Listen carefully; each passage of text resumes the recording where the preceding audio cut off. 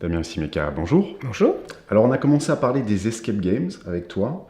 On rentre un petit peu dans le vif du sujet. Est-ce que tu pourrais nous décrire comment ça se passe concrètement dans la classe, une séquence type, quand tu travailles avec tes élèves sur un escape game? Alors, c'est compliqué de le faire en groupe classe, donc généralement je le fais en demi-groupe.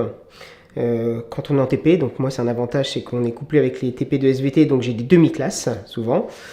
Et j'essaie de les faire réfléchir en fait énigme par énigme.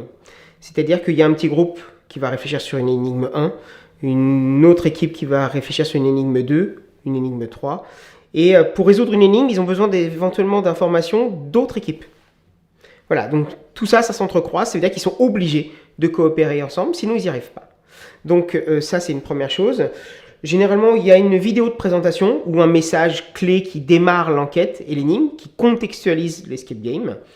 Et derrière, ils ont généralement une heure ou une heure et demie, puisque moi c'est des TP d'une heure et demie, pour s'échapper, d'où le nom d'escape game.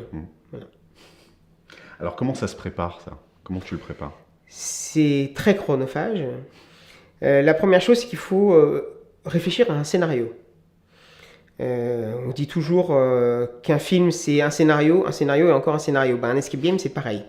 Une fois qu'on a le scénario, on a fait 80% du travail. Voir d'où on veut partir, où on veut les faire arriver, et avec quelle notion. C'est-à-dire pourquoi on les emmène sur tel chemin, quelle notion on veut les faire travailler en les faisant passer par tel chemin. Donc ça, c'est très important. Et surtout, réussir à ce que le scénario puisse s'entrecroiser, justement, à ce qu'il y ait des énigmes parallèles pour les faire travailler donc en parallèle, mais justement que les énigmes puissent s'entrecouper avec des éléments pour répondre à l'une. On ait besoin d'informations sur une autre, par exemple. Que tu disais que les élèves devaient coopérer. Comment ça se passe? Quelles sont les réactions des élèves? Comment ils réagissent? Alors, excellente réaction, puisque c'est une autre approche. On a dit que c'était une approche plutôt par le jeu très ludique. Donc c'est nouveau pour eux. Donc ils sont extrêmement motivés pour le faire. Et parce qu'ils ont tous entendu parler aussi du fameux escape game quand ils sont réellement enfermés dans une pièce. Voilà. Donc ils se prennent au jeu. Et généralement, ce qui est très bien, il faut rarement qu'ils aient cours après. Parce qu'ils ont le cerveau en totale ébullition, parce qu'ils sont très excités à l'idée de le faire, très stressés, parce c'est en temps chronométré, ils veulent absolument résoudre leur enquête. Voilà, donc généralement, j'essaye de faire ça où ils n'ont rien derrière, par exemple juste avant la pause déjeuner.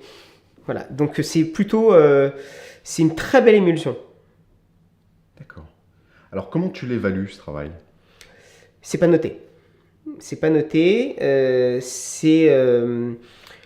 découvrir certaines notions par le jeu, encore une fois, de façon différente, mais pour que ça reste ludique, il n'y a pas de notation là-dedans. En tout cas, pour ma part, il n'y en a pas.